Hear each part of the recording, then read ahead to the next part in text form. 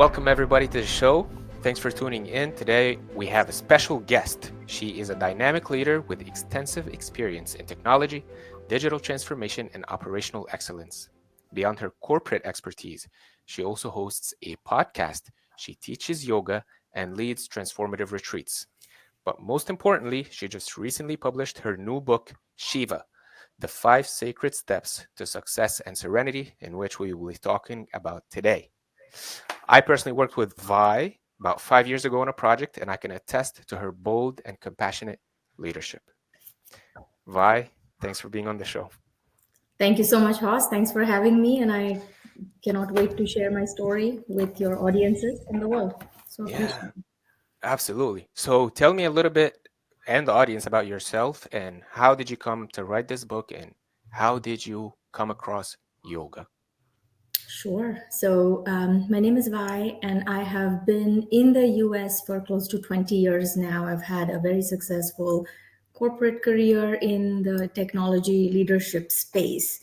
I wanted to take this opportunity to share with the world some of my learnings, especially climbing the corporate ladder, managing the corporate lifestyle along with family, managing that proverbial work life balance, and sharing my love for yoga with the world. And yoga is something that I got in my life very early on in the elementary school, and I write about it in the book.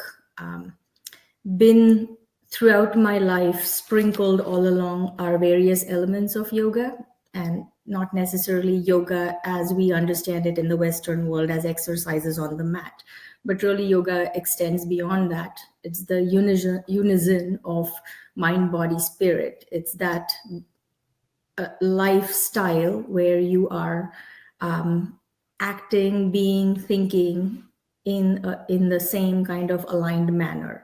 So, in some sense, I am still an ardent learner of yoga, and this is the book is just a small way to put forth some of the techniques that I have learned in my career that have helped me personally, and to share that with the world. That is really interesting. So the book is called Through the 5 4 3 2 1 Method, Unlock the Secrets of Transformation, Balance, and Inner Power. Mhm.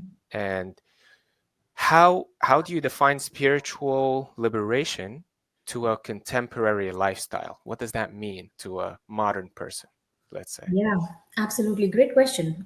Yes. And liberation in and of itself means freedom. And then the question is spiritual freedom. What does that even mean? And how does that apply to the modern workspaces?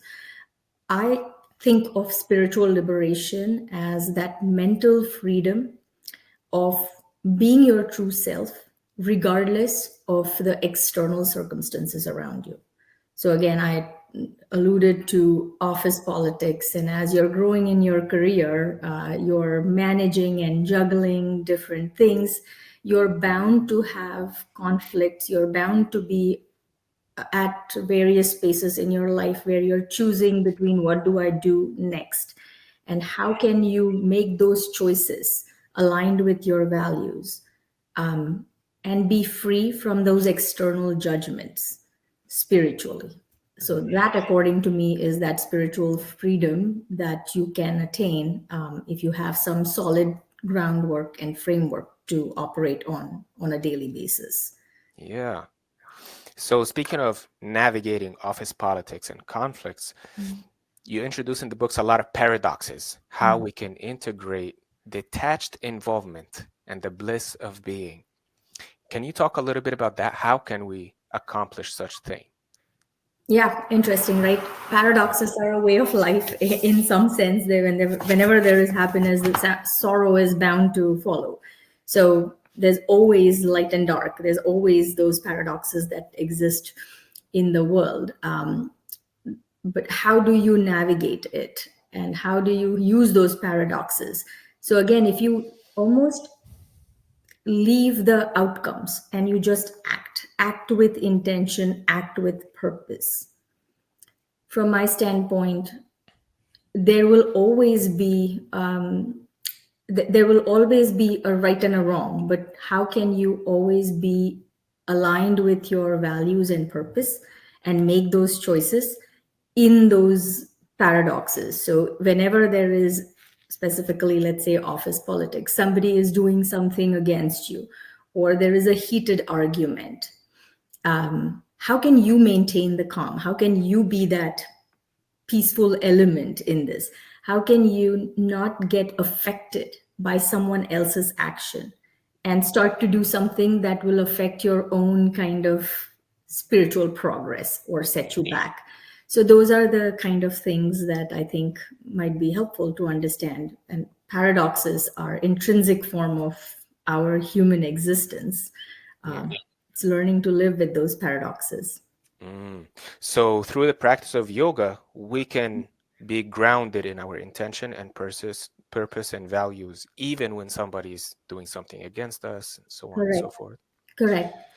Yes. In a way, I feel that with the practice of yoga, which is again going beyond the asanas on the mat, whenever there is action, there's bound to be a reaction to it. But if you can find that space between action and reaction with that pause and stillness, Yeah.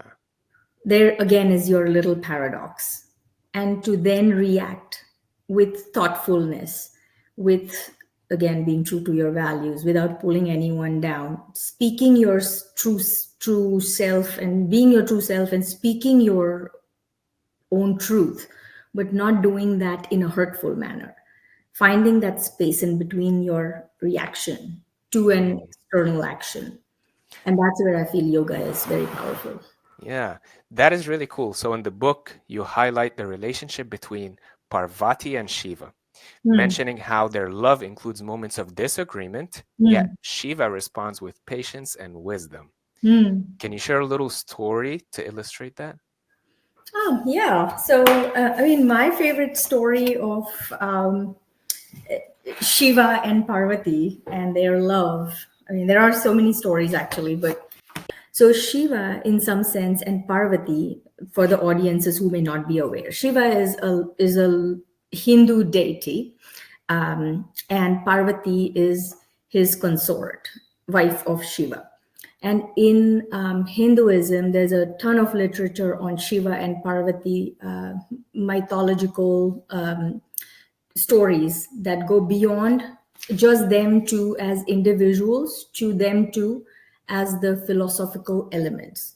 So in some sense, Shiva can be thought of as the goal, and Parvati can be thought of as you, the human being. Mm, So there can be many parallels we can draw between Shiva and Parvati. The one story that comes to mind that is kind of a very beautiful story is where Parvati is trying to get Shiva in her life. After, again, there are many long stories and they're all interconnected, but for the sake of this particular conversation, she has to do a lot of spiritual meditation and try and appeal to Shiva to bring him into her life. And from that sense, Shiva appears and starts. Shiva appears as a monk, disguised as a monk, and starts to ridicule the concept of Shiva. And Parvati gets very enraged, and he then transforms back into his own self and tells her and understands her devotion towards him. So Shiva as an archetype has many transformative beings of sorts, but I think that one particular story where Shiva uses different emotions of himself as a human being, first testing her strength, then trying to pursue her to think otherwise, and then finally proposing the marriage to her. So that story is very beautiful when you read it in the books called the Puranas. That is where all of these stories are written. mm. And I like that particularly.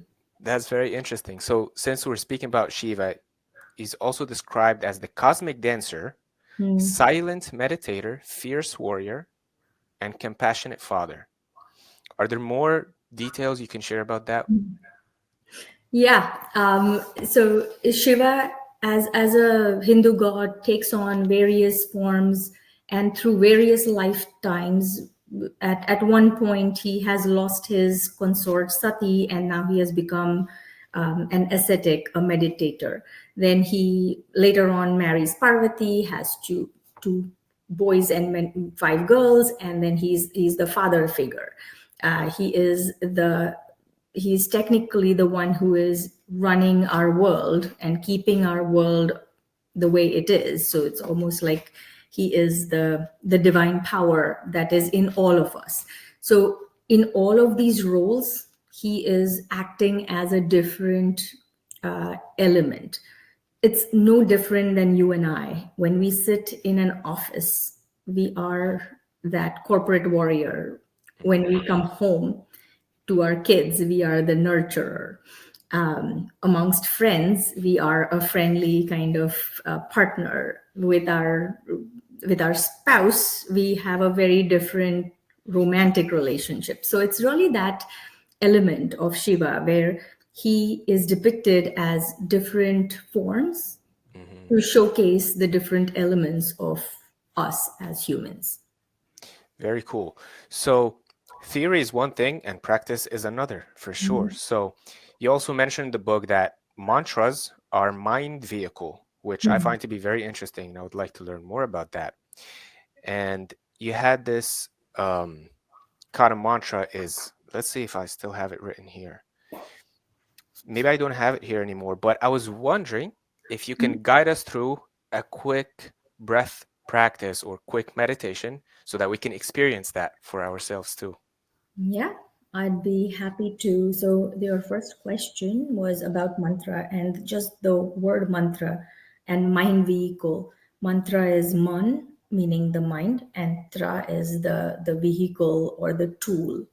That is what it is. So, a mantra is simply a chant that you can repeat or an intention statement if you want to understand it in almost like the Western manner, that you can repeat in your mind to then form a habit so that you have a tool in your toolbox to go to if you're ever struggling and want to calm your own mind. So we can absolutely practice a little meditation. Okay, so let's do this. If you're seated on a chair, bring your feet down to the ground and be comfortably seated. Place your hands on your lap. And let's bring our back and spinal cord straight, keeping our head centered. Shoulders are relaxed. I invite you to gently close your eyes at this point in time. And again, check in with your posture. Back is straight, shoulders are relaxed, eyes are closed. And we are going to travel inward. Hands are gently resting on our lap. Check in with your entire body. If you're holding on to any tension anywhere, let it go. Relax your entire body and bring your awareness to your own breath. So as you inhale and exhale, start to observe your breath and bring your awareness to the tip of your nose.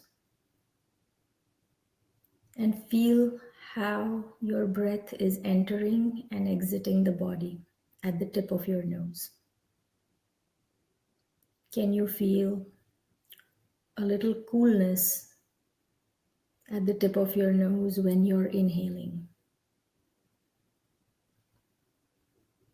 And as you exhale, can you feel the warmth at the tip of your nose? Make observations about your breath.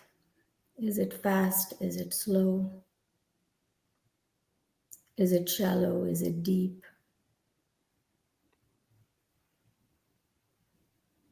Is it long? Is it short?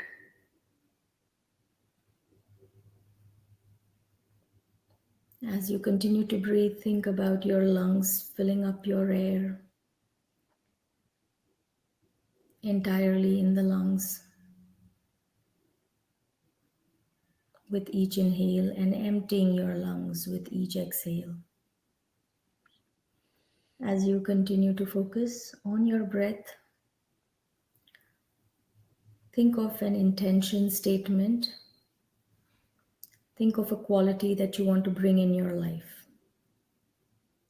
It could be I am compassionate, I am generous, I am loving, I am giving. Any one quality that you want to bring into your life. And repeat that 3 times in your mind's eye.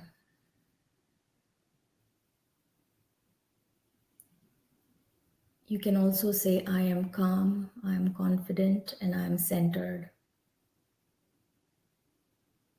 And you can repeat that 3 times in your mind's eye.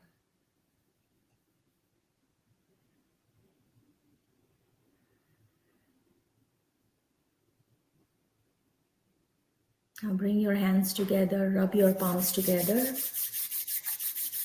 Place your energized palms on your face, gently closing your eyes. Behind your eyes, find that complete darkness, stillness, and slowly let light in little by little through the cracks of your fingers as you gently blink open your eyes.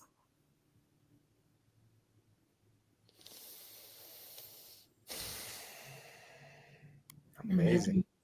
that was a very simple meditation right there. Right.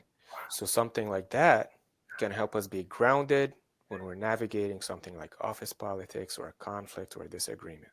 Exactly. Or even if you're, forget external world, even if you're struggling with our own self. Yeah. So it could be a conflict within ourself, right? Mm-hmm. Finding that calmness can help. Right. Knowing that you can go back to your own breath and you have that tool without any external help that's needed. Your breath Mm-hmm. is always with you, Yeah. your mind is always with you. So you can ground your own self, whether Um, you're struggling yeah. internally. Amazing. So the mantra that we used was I'm calm, I'm centered, and what was the third one? And I'm confident you can really switch it up Yeah. depending, or you can make your own mantra, right? So for example, if you want to say you are somebody who's struggling with creativity in your life, Mm. in your own projects, you can repeat the mantra, I am creative, I am creative, I am creative. And your mind is kind of I'm going to say the word, it's kind of foolish in a way, your subconscious mind. It hears the words and it believes it. So Mm. if you say, I am useless, I'm good for nothing, your mind will believe that. But if you say, I'm creative, I'm confident, I'm centered, I'm giving, I'm loving, I'm passionate, whatever it is that you're bringing into your life or Yeah. trying to bring in your life, your subconscious mind will hear that Mm. and it will start believing that and you will become that quality. Right. That's really cool. As right before you said the mantras, I'm calm, I'm centered, I'm confident, because you were guiding me, I was like, okay, I'm at peace. That Hmm, was my mantra. that's beautiful. Yeah, that Mm. works just as well. Whatever it is that you want to manifest in your life, just Mm. repeat it every day. Okay. So, Vi, you wear many hats: a Hmm. podcaster, social entrepreneur, a Hmm. digital transformation strategist, IT leader. What is your why behind all of that? Wonderful question. What is my why? I think at the heart of it, my why has been a little bit of geared around transformation and primarily solving problems.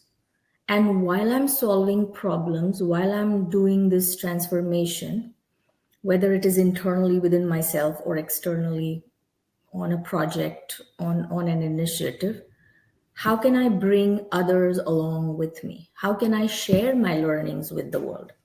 So my podcast was kind of an effort to for me to understand how others have gone through the journey from back office to boardroom And while I'm at it, while I'm learning some lessons, how can I share them with the world? So all of my initiatives, I think, at the heart were geared around transformation, my own personal transformation, Mm. and sharing it with the world as I went through it. Yeah, that's awesome. So, what is your personal story of from the back office to the boardroom? So I had, if I have a mentor, and if she listens into this, she'll know what I'm talking about. My personal story is that of finding my voice, and very similar to you, Ross, in some sense. But I almost had to be proverbially slapped in order to find my voice. Mm. Proverbially, not physically slapped. And that Yeah. slap did come from my mentor. Mm. Because again, growing up in India, uh, be humble, don't necessarily talk about your own accomplishments. That was the general guiding principle in my upbringing. But in the corporate world here in the US, that's not necessarily always a very smart idea. You do have to advocate for yourself at times. And I had to learn that. So when I set my goal where I wanted to go grow to a particular kind of in my role, I I leaned on others so that I could hear from them how they went from the back office to the boardroom. And again, back office is nothing but you as an individual contributor in a company. You're working on problems, you're solving problems, you're doing systems work. But the boardroom is where you're setting the strategic direction, you're solving bigger problems, you're managing more people. So how does one make that transition from an individual contributor to being in the boardroom in a C-suite role? Mm. And how what could I learn from others in order to do that? That was kind of the intent behind it. Yeah, that's very cool. And so you founded Ethnic Edge Candle Company, offering eco-friendly handcrafted candles. How did this project come about, or what were lessons that you can share being in the corporate world and doing something that's very entrepreneurial? Completely entrepreneurial. Yes. So Ethnic Edge Candle Company. So this came about again. I'll take us a step back. I had set a goal from my corporate career standpoint. I achieved that goal. I was doing all the things. However, everything that you do comes sometimes can have an expense. And that expense for me was a personal expense. So I still remember the day when I sat across from my grandmother and I was on a work trip to India. I happened to go see her. Thankfully, I was able to at least have that opportunity, but I couldn't spend any time with her. And a month from that trip, she passed away. So that kind of hurt me in a way where I knew that something's giving because of what I am doing for my professional goal. Somewhere my personal, I would say, elements were starting to suffer a little bit. So that's where I took a conscious decision to take a sabbatical year, a year off to focus solely on my kids. My daughter goes off to college this year. So at the onset of 2024, I took a sabbatical, and my only goal was to spend time with the kids and do something meaningful to commemorate my grandmother, who was a businesswoman back in India in the early 60s, 70s. And she was a major inspiration for me. She was a person who did a lot of creative things. And the only creative thing that I could potentially do was make candles because I had taken a course and just something that I loved doing growing up as a teenager. So I went back to that and incorporated Ethnic Edge as a company that makes 100% soy-based candles here in the US. So today we are talking about tariffs and how imports are suffering and all of that. My company is kind of a year ago, I formed the company to make all my products 100% in the United States to honor my adopted motherland, USA, but also to honor my own grandmother and my memories growing up in India. Mm. So Ethnic Edge Company was formed, where we created the first line of fragrances were Ethnic India fragrances, inspired by my grandmother's garden and all the flowers and herbs she grew in that garden.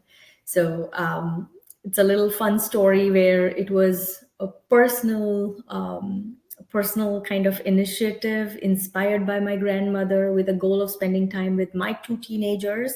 And we had a great time last year. So it was the two of them and I.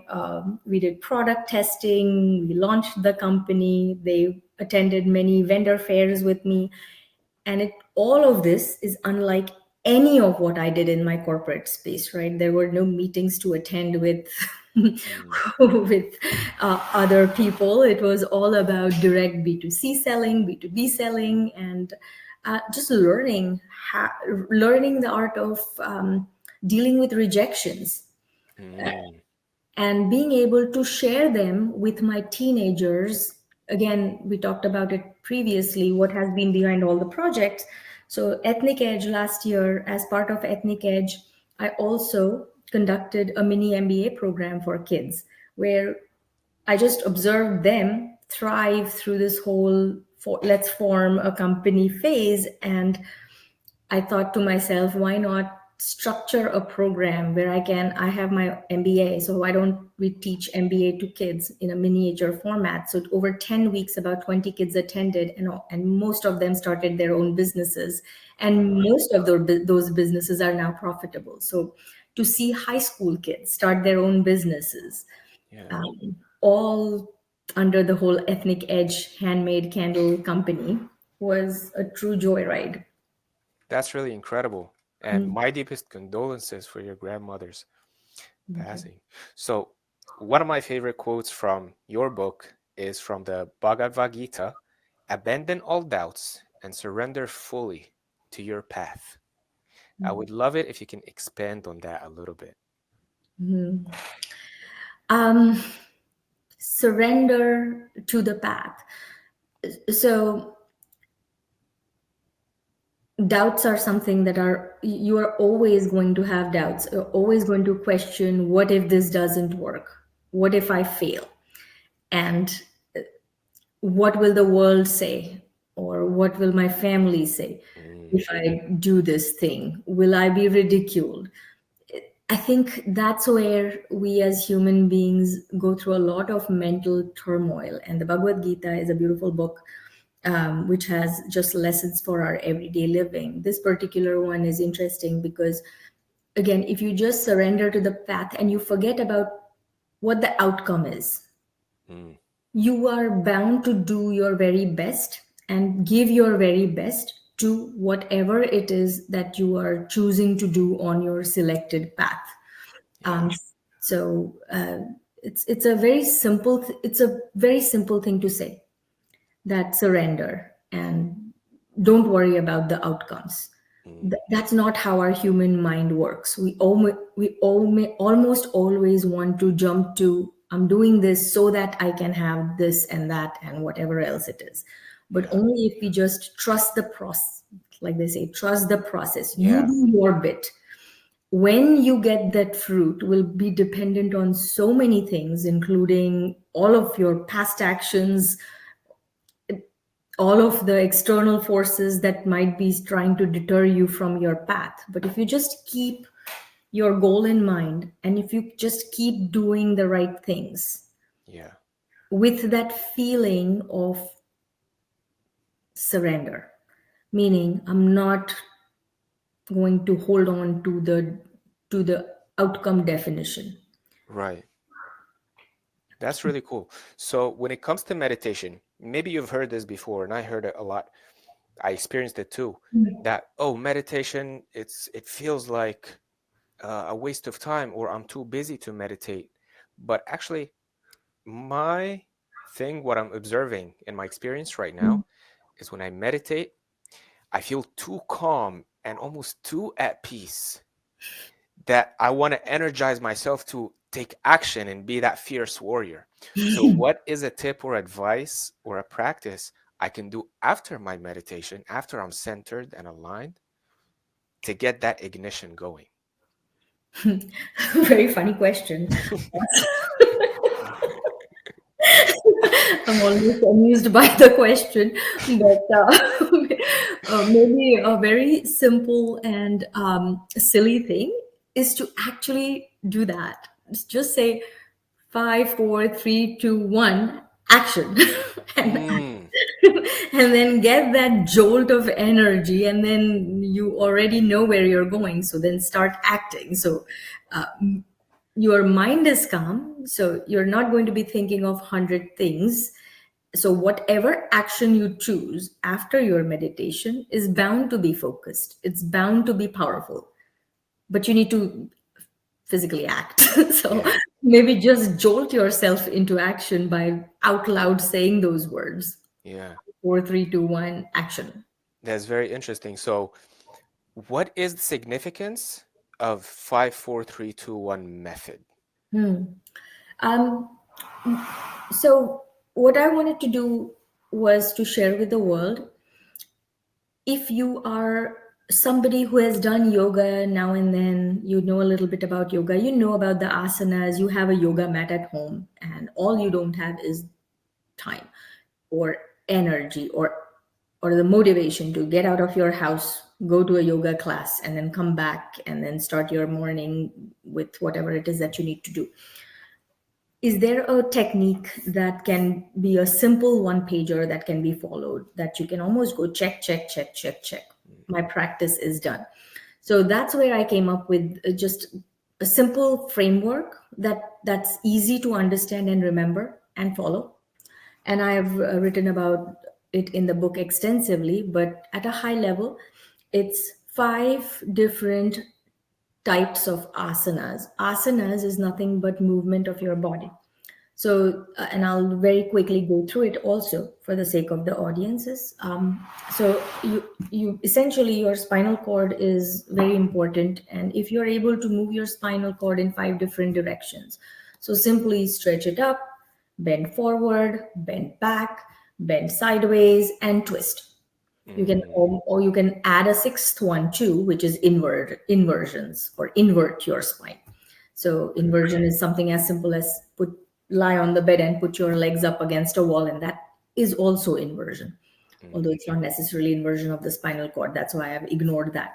But if you can move your body in these 5 different directions, you have done yourself a lot of good early in the morning. So that's 5. So do 5 types of movements where you're doing these 5 movements. mm. Then 4, sun salutation. Sun salutation is a sequence of 12 asanas or 12 exercises performed Yeah. one after the other. Also has the benefits of moving your body in 5 different directions. So you can do 5 different asanas. They're followed by 4 different rounds of Surya Namaskar. 3 minutes of stillness. So, like what we just did, just sit down, still your mind. 2 chants. So, just chant 2 times. If you have no chant, just humming is great for your mind. Mm, And 1 intention. So, it's a very simple framework that one can do with in under 30 minutes. And I have gone into how to structure those 30 minutes. But you can do that every single day for 30 minutes as a self practice, and remind yourself about the paradoxes that we talked about the stillness that this is going to bring. And then, like we talked about in the last question that you had, get up and act. right. So, speaking of the number 5, is there a symbolism that's behind it, or is it just a nice rounded number? There's a lot of symbolism behind it. So maybe the very simple symbolism is the 5 elements. Our bodies are made up of the 5 elements, and there you go. That's 5. It's then there is Panchakoshas, so the 5 sheets of human body, Panchavayus. So there is just so many things within the yoga realm that talk about number 5. Many numbers are significant, but 5 is just a lovely number that you can quickly count down from. So 5 elements of the body is probably the easiest way to understand Mm, the significance of 5. yeah. Um, there is also, because the book is kind of devoted to Shiva. Shiva also has 5 heads Ah, and there's a little significance over there. But okay. A significance for each head. yeah, yeah. So Okay. there are a lot of stories. Again, if we go into that, we'll be here for hours. But That's right. Okay, very interesting stuff. So, one of the quotes is the self is not attained by the weak. hmm, Is that about self-discipline, or how do you perceive that quote from the book? hmm. Um, so in my mind, and even in the yoga kind of a lot of literature of yoga, are you familiar with the Maslow's hierarchy? So Yes. very base of it is just food and shelter before you can attain that self-realization, which is at Okay. the top, right? Yeah. So similarly, it's the self at the end of the day. All of our human beings goals is to understand our purpose in life, is to realize our own self. That's all what we are all trying to achieve and do. We can't quite do it if we are weak, meaning if our body is not strong, you cannot build anything on a weak foundation. Mm, So from that standpoint, going back to the yoga philosophy, the Ashtanga yoga, or the 8 limbs of yoga, there is do's and don'ts, which is yama and niyama, and then there is asanas, which is the physical exercises leading all the way up to self-realization. mm, So in almost some sense, that particular quote is about the third rung of that ladder, where mm. before you reach the 8th step, the third step is physical strength. And Yeah. having that physical strength, and you almost don't need anything in order to do this practice. You don't even need a yoga mat. All Yeah. you need is your own body, your own breath, and space enough to lie down. A 6 feet by 3 feet space Yeah. sufficient for the entire practice, right? What other practice comes close to this from requirement standpoint? Yeah. That's really interesting because you talk about having a sacred space, Hmm. and I find that kind of inspiring. Hmm. How to make it a sacred space, and what is the importance of a sacred space rather than just everything is just casual. I do this here, sometimes I do it there though, Yeah. versus, oh, this is sacred. This is this space. Yeah, I think part of it is just training your mind, and part of it is a little bit more beyond it. So it's almost like when you see your bed in the night, you know you're going to go and sleep there, or when you go to your sink Mm, and you see a toothbrush, you know you're going to brush your teeth there. Similarly, if you have a sacred space, it can be a very small space. Like I said, 3 feet by 6 feet is sufficient as long as it's clean, physically clean. And you have a small corner in your room, in a room where your mind looks at that space and knows, okay, I'm going to practice my yoga or meditation or whatever it is that you want. I'm going to do my self practice here, which is going to help me through the day. And from a spiritual standpoint, the more of something you do in that space gets the power of mm, whatever it is that you're doing. So in that sense, that space will start to become sacred. because you are putting positive energy over there. You're not going to sit there and talk about a negative intention, right? You're Yeah. going to say something positive. Yeah. You're doing something positive for yourself. So automatically, you're Mhm. making that space sacred by just performing your regular practice in that space. So Yeah. that's a little bit about. That's fascinating.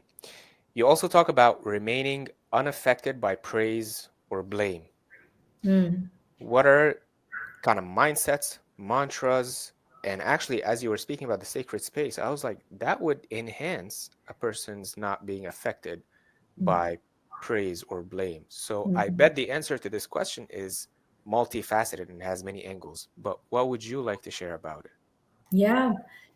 Again, what is, like we said previously, everybody wants to be that, wants to realize oneself, realize the purpose. But there are only a few people that when you say, say if you're a follower of Christianity, Jesus Christ, when you think of Jesus Christ, can you and I be like that human being where even when you're being crucified, you are praying for the people who are crucifying you?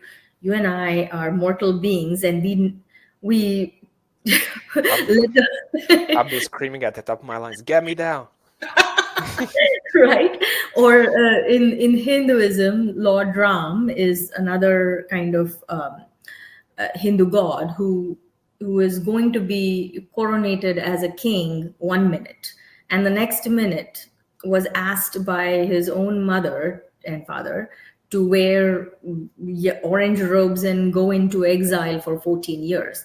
But the man did not flinch. He did not scream like you and I would, or get Mhm. upset at himself or anyone else for that matter, but just did his actions, which were all positive for the humanity.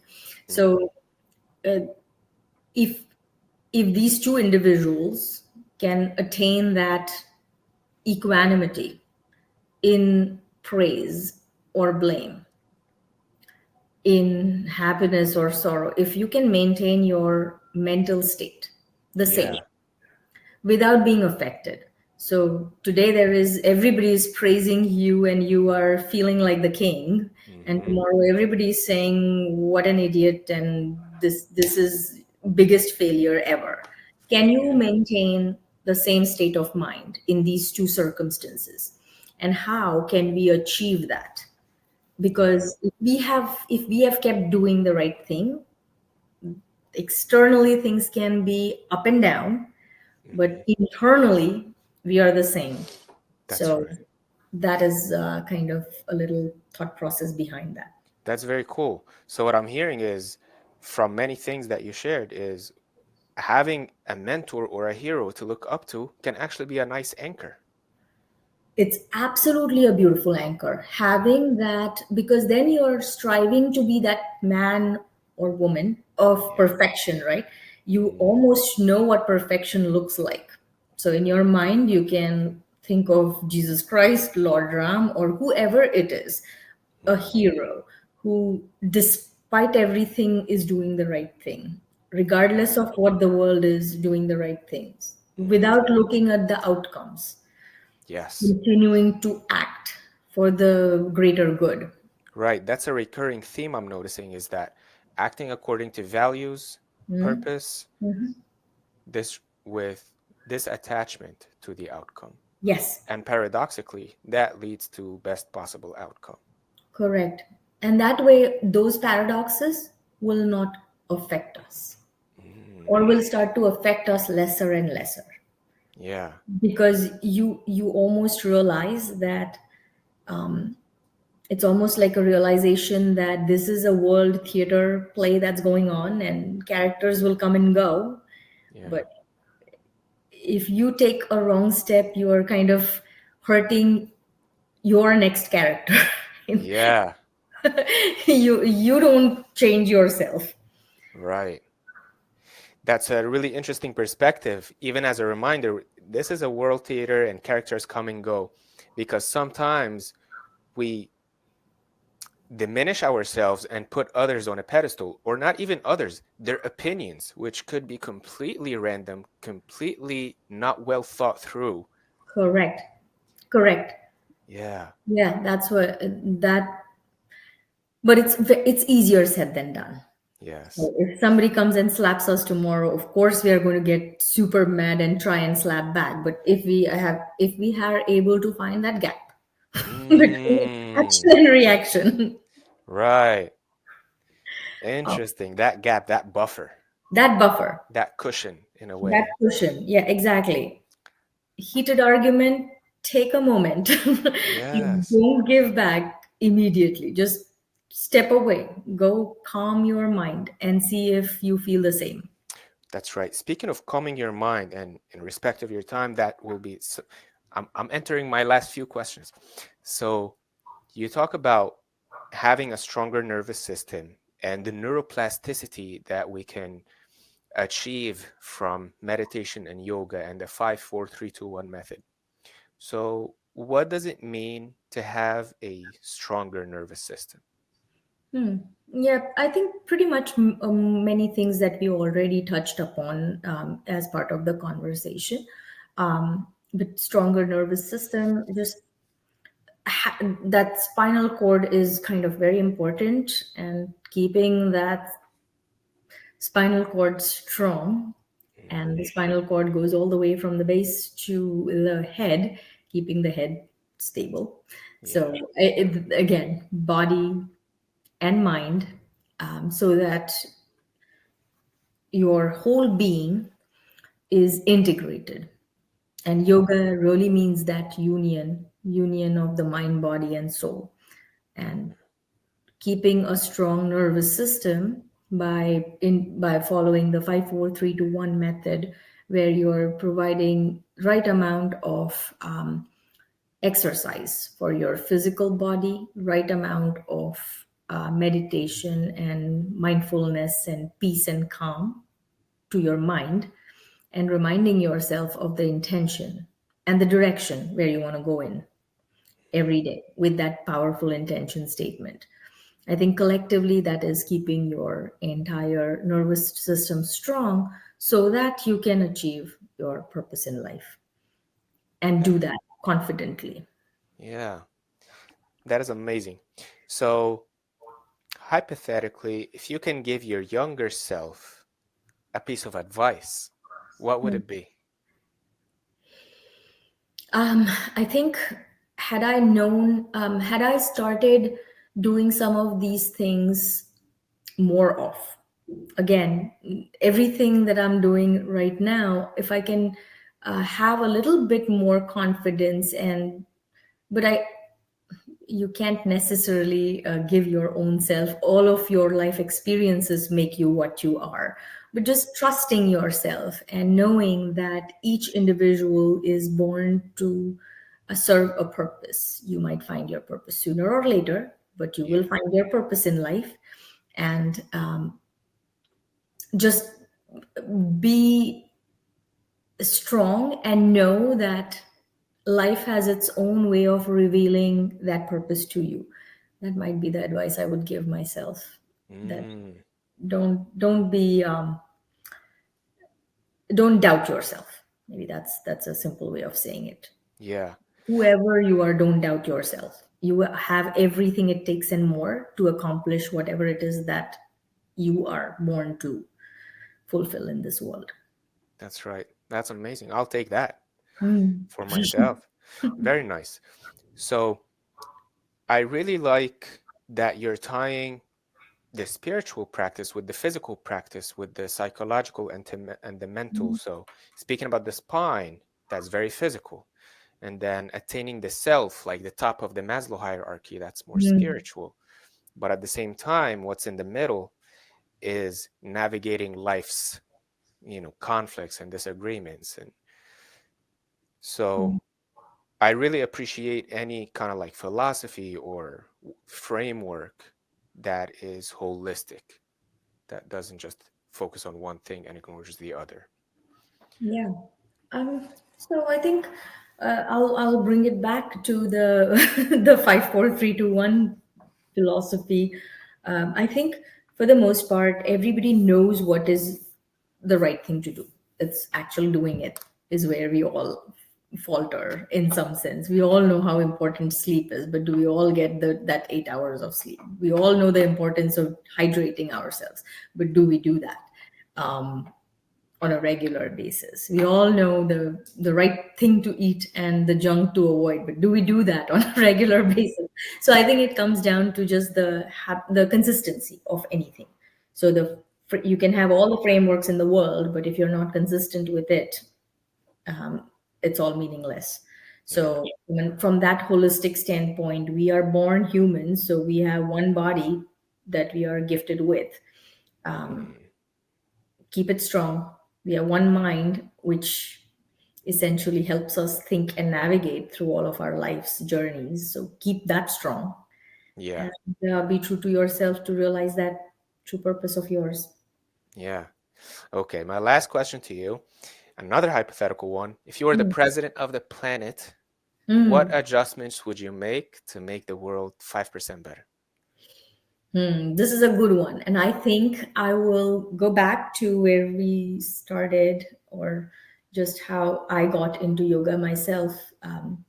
Our sister Rosita on the PA system in our school, I went to Holy Cross Convent High School every day. And she didn't call it mindfulness or meditation, but she guided us through a small mindfulness activity, just focusing on our breath through the PA system. So one thing that I think I would do, especially in this day and age where we all have cell phones and kids as young as 10 have cell phones, and we all are seeing news. I mean, just yesterday, a kid was arrested who killed his own mother and father, was influenced by social media.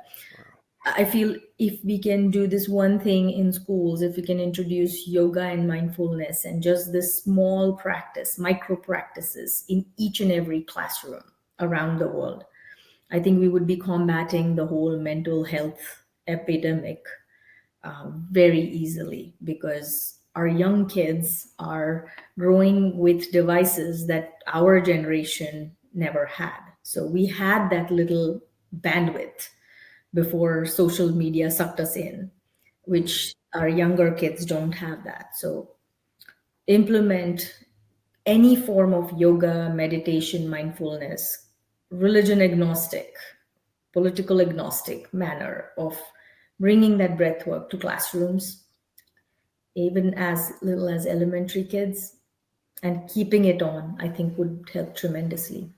Hypothetically. That's powerful. That's powerful. I agree. So where can people find you and your services, your candles, your book, or wherever you would like them to go? Awesome. So yeah, ethnic yoga. I have my brand is ethnic with a K. So ethnicyoga.com is where I offer daily morning yoga classes. They are primarily geared towards corporate warriors, because I have been that myself. 5:30 a.m. and 7 a.m. in the morning, and these are all virtual classes, so you don't have to leave your house to take that yoga class. So that's a little bit about ethnic yoga, and I have retreats coming up, and I also have yoga teacher training coming up on the same website. That's ethnicyoga.com. And then Ethnic Edge is the name of my candle company. So that's where you will find Ethnic Edge Candle Company and all of the ventures that go with it. And then last but not least, I will mention this. I'm also a founder and president of a nonprofit organization called Arva Yoga, ARVAYOGA. And the goal of this organization is to offer free yoga and meditation to the world and wellness classes. So whoever you are, you will not have to pay a single dime to take classes on this platform. And we have several amazing teachers and several amazing workshops and sessions throughout the year. So do check it out. And that's a free for the community service. That's amazing. And is Arwa Yoga also online, or is it in person? Most of that is online. We do have a yoga festival that we host every year, which is in person on the International Yoga Day. And that's where several local yoga studios come together and offer back-to-back sessions for 3 hours. And that happens in the Bucks County area. Bucks Montgomery area. So that's something In that Pennsylvania? in Pennsylvania, yes. Okay. So yes, I'm sorry, yes, Bucks County and Montgomery County in Pennsylvania. It's a suburb of Philadelphia, and so that's. And we also have a sari run. We have raised close to $35,000 working with another nonprofit for women's causes under the sari run umbrella. So you can check out all of these things on Arva Yoga website. We also started offering scholarships for yoga teacher training. So one woman will get a scholarship on a yearly basis to pursue her yoga teacher training certificate so that we have more yoga teachers in the world. That's kind of the mission of the organization. That is fascinating. That's awesome. Thank you. Vi, thank you so much for being on the show. I learned a lot. I'm inspired very much, and I'm sure that listeners will be inspired as well. And we'll talk soon. Thank you. Of course. Thank you so much for having me. I appreciate everything you're doing. And once again, a big thank you.